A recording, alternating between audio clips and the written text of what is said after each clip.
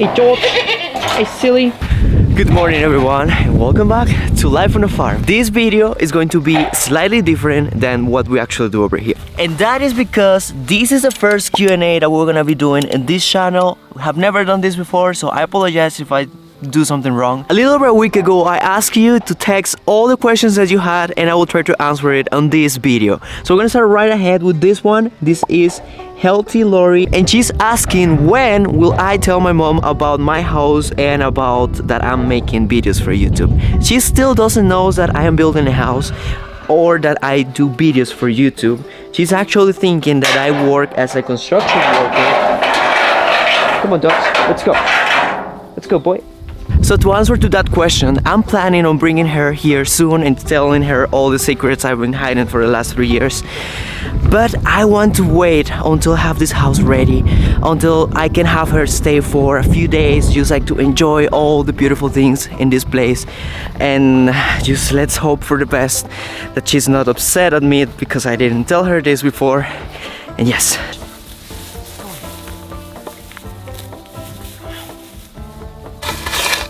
The next question is actually from Rana Creativity, that actually translates for frog creativity. That's in Spanish. Alright, this question is, where are you going to put Mumu when it starts raining? Oh Mumu, come over here. You want num-nums? Num-nums for Mumu? Oh yes. So here is a plan. Right now Mumu is staying around here. She's just walking around. And usually here in Panama we keep the cows outside. Sometimes we do have like houses for them. But in the case of Mumu, we are gonna start building her kind of like a shelter. We have to build it right in the middle so she can go inside that shelter when she is either on this side or in the other side of a fence. When it starts raining, she's like, ooh. She will have access from both sides to that shelter. But that's a project that we're gonna start probably next week. Rainy season is just starting. We're gonna be using some of the leftover roof panels that I have from my house, and we're gonna try to build that thing good and secure so she doesn't get wet. Hi McDaddy. Hey George.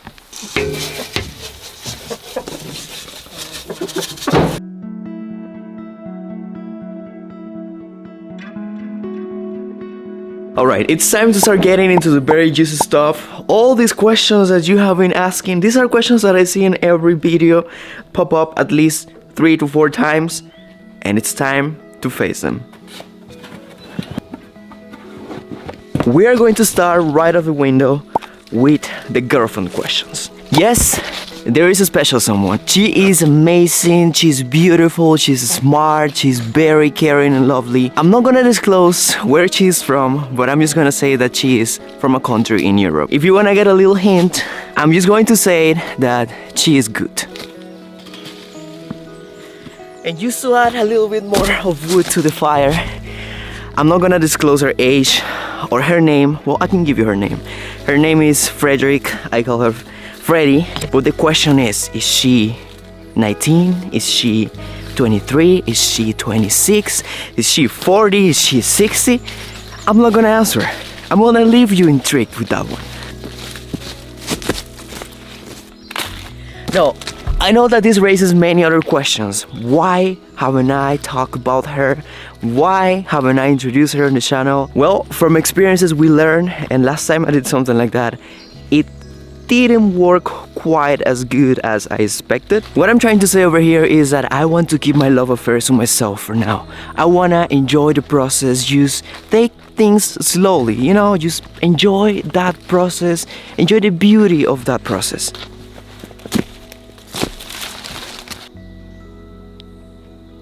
I want you all to see one of my favorite spots around here, around the land. This is an ancient forest. This looks like straight out of a fairy tale. There are little tables just made out of pieces of wood. This place is beautiful. Sometimes I come here just to chill, relax, and just have deep thoughts about life, and that's what we are here for today. Moving on, we have one of the heaviest questions. What happened with the Aussie girl? As a lot of you may know, I introduced her on the channel last year. She came from Australia to visit me here in Panama. We were just getting to know each other. but sadly things didn't work out. She was not ready for a relationship, for a commitment, and I had spent so much time working on myself, and I was not ready to be loved halfway. So we decided to call it quits. We decided that it was not gonna be the best for either of us, so we just stopped talking. Last time that we talked was, I think it was October 2022. We haven't talked ever since. And yeah, that's life. Sometimes things work out, sometimes things do not work out. And for me, that is one of the most beautiful things in life, just being able to move forward and being able to just move on without having any hard feelings about it. Things happen and we just move on. And the reason why I haven't talked about this topic before is because it took me a long time to move on. It took me a long time to recover from this. I'm a human, I have feelings, and yes, it was a hard situation. I fell into depression, I'm not gonna lie. It was a really hard time for me. Many things happened last year. We had really close friends that we considered even family here on the farm, and they left suddenly. Then this love experience situation happened, and yeah, it was hard to move on, but I got over it. Now we're all good, no hard feelings. So Kes, if you're watching this, no hard feelings. I think there is a monkey around here. He was throwing stuff. Hey monkey, where are you? Anyways, moving on.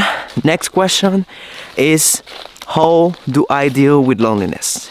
I'm not gonna lie, that's one of the many struggles that you're gonna face if you live mostly by yourself. If you spend most of your time on your own, loneliness is one of those emotions. I'm not sure if it is an emotion, but it's definitely a feeling that will pop up in your head very often. The way I deal with it works for me. It doesn't mean that it will work the same for everybody. We all are different. But for me, what really works is just doing this, coming to nature, just doing a little hike, going for a walk, or just spending some time with the animals in the farm. Also, sometimes I go to see some friends. I don't tell them, hey, I'm going to your house. I just show up in their house. And yeah, that's how I deal with loneliness. Sometimes I go to the workshop, spend some time with Kaylee, Sadie, and Jordan. And this is an amazing way to deal with these hard feelings that we all face sometimes. But as I said, this is what works for me. You have to find out what works the best for you.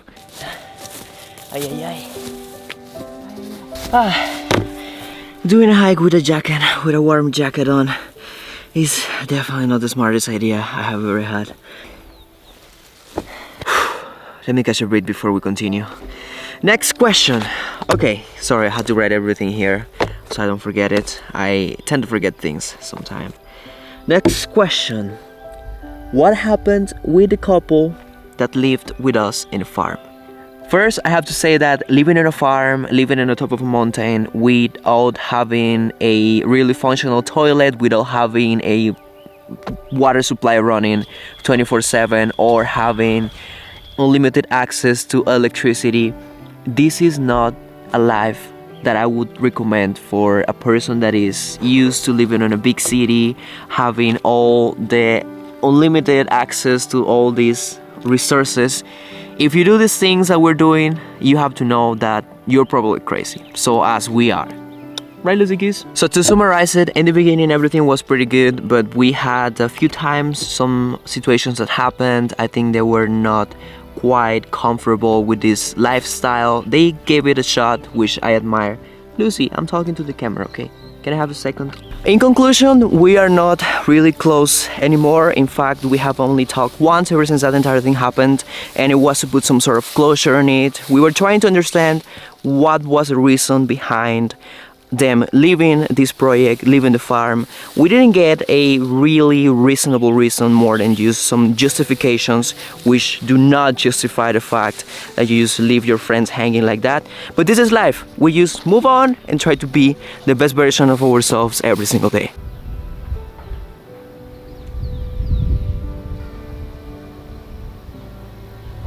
Alright, next on the list we have the house questions, but first let me show you this. This is a new chilling area.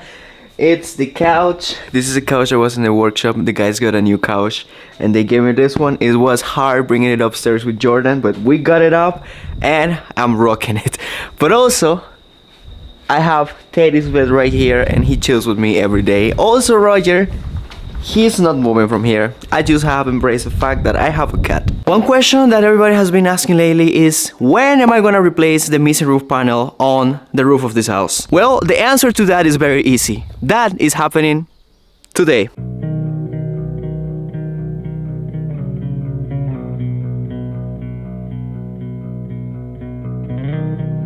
Roof installation is complete.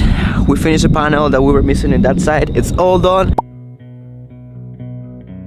Yes, I will build most of my furniture myself. All the kitchen stuff, I'm gonna build it myself. Countertop, cabinets, drawers, even the bed. I'm gonna build all that stuff, but I'll have to buy a sofa. I can't build that. That's where my limits, they end right there. That's where my skills don't go. They just like stay right there. This question is gonna pop up really soon, I know. And it's about the floor. It's about why I didn't do concrete for the entire floor. Well, this house was not designed to have a heavy floor. This house was designed to either have this kind of floor or a wood floor. Only over here, only in this bathroom, this is the only area of the house which was intended to have a concrete floor. And it's because it's really close to the ground. You can see that right there. If you go to the other side, that's pretty far away from the ground. So this is the only spot in the house that is gonna have concrete. I wish I could do the kitchen too, but that is taking too much risk. And even though I know I overbuilt every single thing about this house, I'm not gonna take the risk that that extra weight will bend some beams and it's gonna end up collapsing some side of the house. Yeah, we don't want that. No, the window trims. As you can see here, there is just a window. There is no trims around it, but there will be a trim all around this window. It's gonna be probably 4 or 6 inches all around the window. It's gonna be made out of wood and it's gonna be very well sealed so the water does not get through. Also, the railing for the terraza, there is going to be a railing right there in the front. It's in the future steps of the construction of this house. I'm trying to take one step at a time and jumping from one side to the other, so I keep this thing interesting while building it, so I don't get bored doing a single thing for 3 months.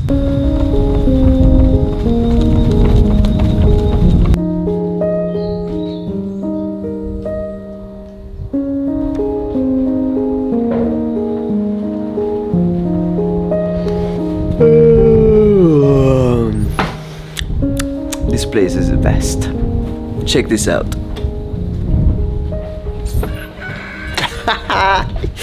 I'm loving this couch. I'm loving it. This thing is the best.